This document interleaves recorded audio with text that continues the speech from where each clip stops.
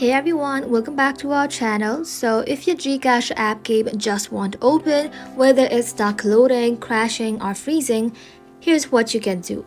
So for that, first of all, you want to go ahead and simply clear the GCash app cache. So go ahead and open up settings application. Inside here, you want to go ahead and simply tap on general. Inside general, tap on iPhone storage and then search for GCash app.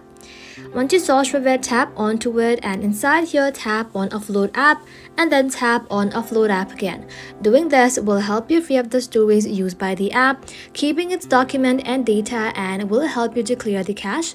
So once you have done that, go ahead and reinstall the app, which you can find it in this button. So once you have done that, head back to your home screen and then open up your app store. Once you open the app store, in the search bar, search for GCash, and once you search for it, in this blue button, if you see update instead of open, go ahead and simply tap on update and let your application update to its latest version. Outdated version can cause compatibility issue with in-app games. So next, what you can try is check your internet connection.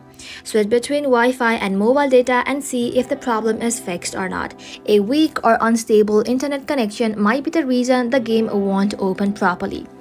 After it is done, head back to your home screen and then the last step you can try is long press on GCash, tap on remove app, tap on delete app and then tap on delete to completely delete the GCash from your mobile device.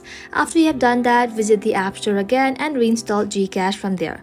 So once reinstalled, log into your account and try reopening the game again. So if you're still having issues, it might be temporary server problem on GCash end. Wait for a while and try again later or contact GCash support through the app. And that's it guys, your GCash app game should be now working.